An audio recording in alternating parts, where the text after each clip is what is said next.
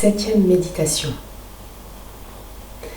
Alors, pris de colère, le maître de maison dit à son serviteur : « Va-t'en vite par les places et les rues de la ville, et introduis ici les pauvres, les estropiés, les aveugles et les boiteux. » Pensez à quelqu'un que vous détestez, quelqu'un que vous évitez généralement parce que sa présence suscite en vous des sentiments négatifs. Imaginez à présent que vous vous trouvez en face de cette personne. Voyez apparaître vos sentiments négatifs.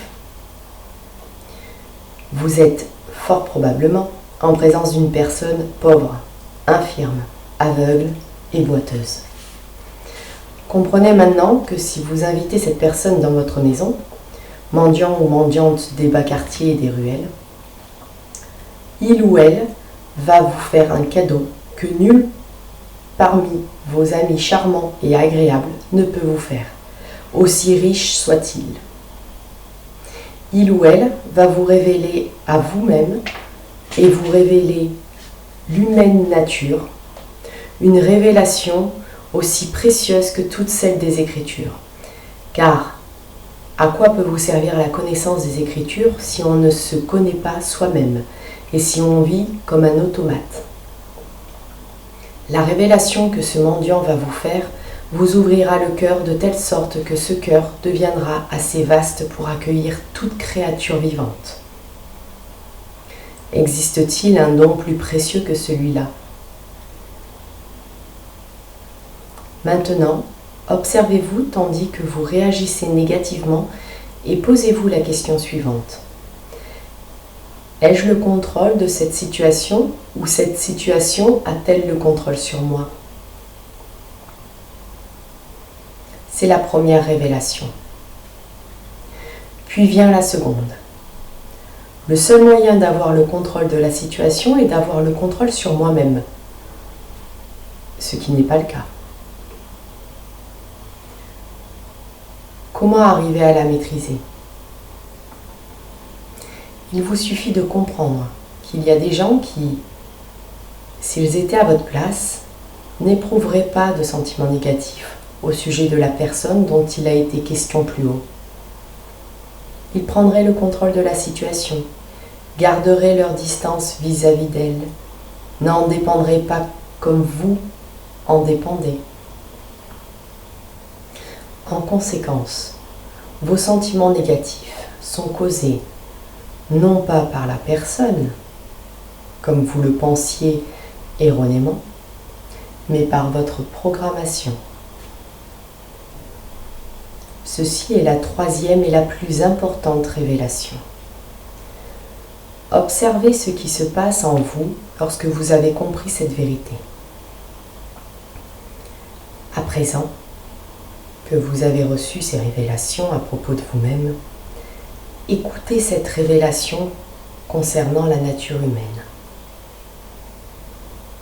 Comprenez-vous que la personne qui provoque en vous ces réactions négatives n'est pas responsable de son comportement et de certains traits de caractère qui vous déplaisent.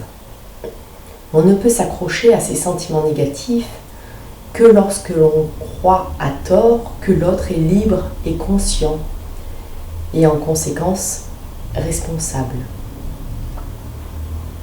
Mais qui a jamais fait du mal en toute conscience ? La capacité de faire le mal ou d'être mauvais n'a rien à voir avec la liberté, c'est une maladie, car elle présuppose un manque de conscience et de sensibilité. Ceux qui sont vraiment libres ne peuvent pécher, comme Dieu ne peut pécher. Ce pauvre qui se trouve en face de vous est infirme, aveugle, boiteux. Il n'est ni entêté ni méchant, comme vous le pensiez stupidement. Comprenez cette vérité. Considérez-la avec sérieux et fermeté, et vous verrez vos émotions négatives se transformer en compassion et en douceur. Voici qu'il y a de la place dans votre cœur pour celui ou celle que vous et bien d'autres ont consigné dans les ruelles des bas quartiers. À présent, Vous savez que ce mendiant est venu dans votre maison avec une aumône. L'ouverture de votre cœur à la compassion et la libération de votre esprit.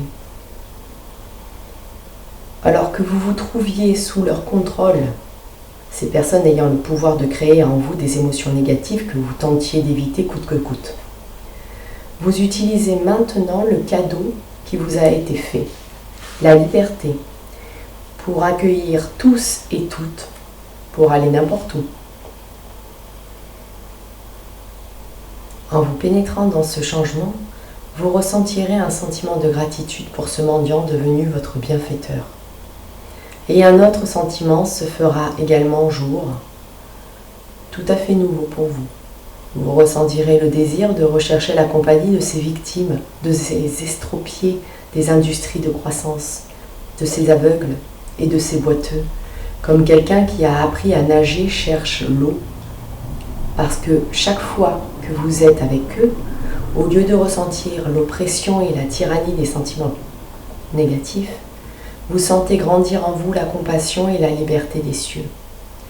Vous vous reconnaissez à peine, tandis que vous marchez dans les rues et les ruelles de la ville, obéissant ainsi aux injonctions du Maître, afin d'inviter chez vous les pauvres, les estropiés, les aveugles et les boiteux.